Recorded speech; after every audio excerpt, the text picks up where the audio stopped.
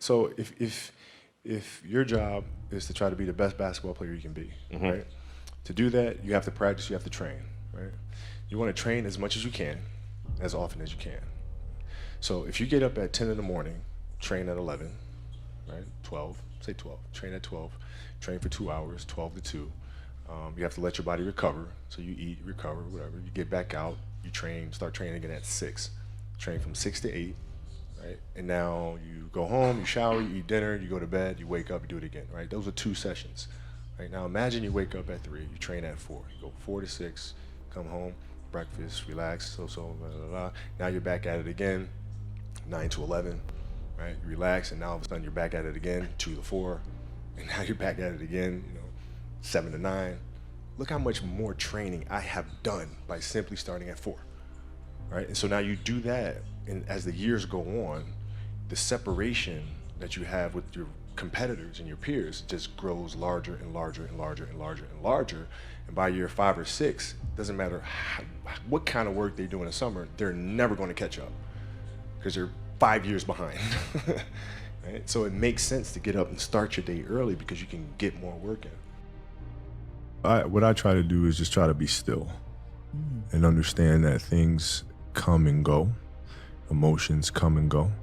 The important thing is to accept them all, to embrace them all, and then you can choose to do with them what you want versus being controlled by emotion. A lot of times I've seen players, even myself, when I was younger, being consumed by a particular fear. And to the point where you're saying, okay, nah, it's not good to feel fear. I shouldn't be nervous in this situation right now. And it does nothing but grow versus stepping back and saying, yeah, I am nervous about this situation. Yeah, I am fearful about this situation. Well, what am I afraid of? And then you kind of unpack it. And then it gives you the ability to look at it for really what it is, which is nothing more than your imagination running its course. How did you become one of those people who doesn't seem to be afraid of failing? It doesn't exist. It's not existent. What the hell does that mean? Seriously, what does failure mean? It doesn't exist. It's a figment of your imagination. Let's use happy endings, right? And then we can relate this to failure and why it's not existent. Like, everybody talks about, like, everybody wants a happy ending, right? Now let's go to the reality of it, right? Let's look at a fairy tale story. Let's look at Snow White. She gets a happy ending. She finds Prince, whatever, she goes on. She lives happily ever after. Well, I call bullshit on that because 2 months later, the fact is they had an argument and he's sleeping on the couch. The story continues. The story continues. So if you fail on Monday, the only way it's a failure on Monday is if you decide to not progress from that, right? So to me, that's why failure is not existent. Well, what does losing feel like to you? It's exciting. Why is it exciting? Because it means you have different ways to get better. There's certain things that you can figure out that you can take advantage of, right? Certain weaknesses that were exposed that you need to shore up, right? So it was exciting. I mean, it sucks to lose, right? But at the same time, there are answers there if you just look at them. Because you get the information from losing more than from winning, probably. Yeah. I mean, the answers are there when you win too. You just have to look at them. Yeah. Right. So it's a constant process. It's exciting when you win. It's exciting when you lose because the process should be exactly the same, whether you win or you lose. As you go back and you look and you find things that you could have done better, you find things that you've done well that worked. You figure out how did they work, why did they work, how can you make them work again. Yeah. And but the hardest thing is to face that stuff. That's a really, really tough challenge. You mean face it? You mean look yourself in the mirror and say, okay, this is how I showed up, or this is what happened? And I'll give you an example. So Katie Lou Samuelson is one of the best college basketball players in the country. She plays at UConn. She's going to be a senior. Right now. Right now. Yeah. And she's from Huntington Beach, out here by us. And so she comes down and she works with some of my girls on the team, and she helps coach. And, and they just had a really tough season last year where they lost to Notre Dame in the final. That's right. Really tough. First loss in years, right? Yeah. And so I asked her, I said, have you watched the Notre Dame game? She was like, no. I said, well, why not? I said, I don't want to watch that. I said, I know you don't, but you're going to play Notre Dame this year, yeah? Yeah. What's the chances you see him again in the final? He goes, well, you probably see him again. I said, well, you can't show up and play them without knowing why you lost that one, right? So the mistakes that you've made in that game, you have to do the hard stuff and watch that game and study that game to not make those mistakes over and over again just because you weren't brave enough to face it. So she came down to the office. I brought her down to the office and we sat down, we watched that game together. Wow. Right? And you gotta deal with Face it. it. Gotta deal with it. Face it, learn from it.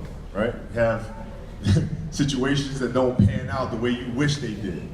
Right? You have people criticizing you for it. Right?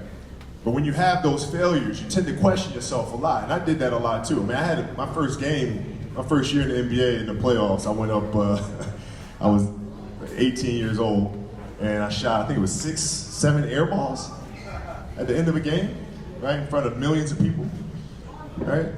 And the thing that I had to do is I had to face the truth.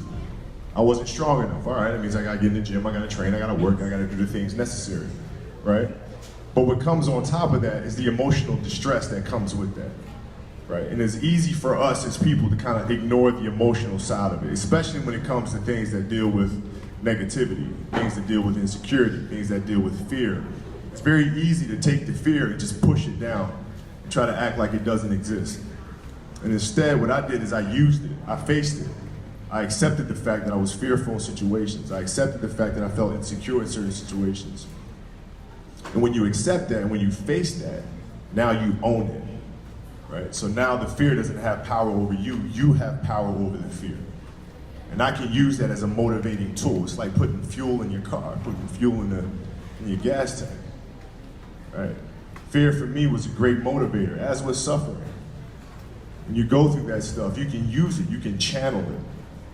You see most athletes do it, whether it's myself, whether it's LeBron, whoever the case may be. When you watch athletes perform, when you watch musicians perform, what you're seeing is you're seeing the emotion come from inside of them.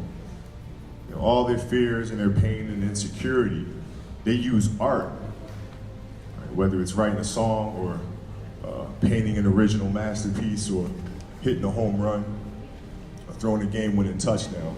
What you see is you see the emotions that they have pent up within themselves, that they have used sport and art as an outlet. And that outlet tends to inspire the world, right? So my advice to you is do not run, do not hide from those fears. Do not hide from those insecurities. Do not hide from the suffering that you feel. Embrace them, face them, and understand that there are other people that are sitting right next to you that are going through similar situations. And you can use those situations as fuel to propel you to that of the life that you imagine yourself to have, or what you imagine yourself to be.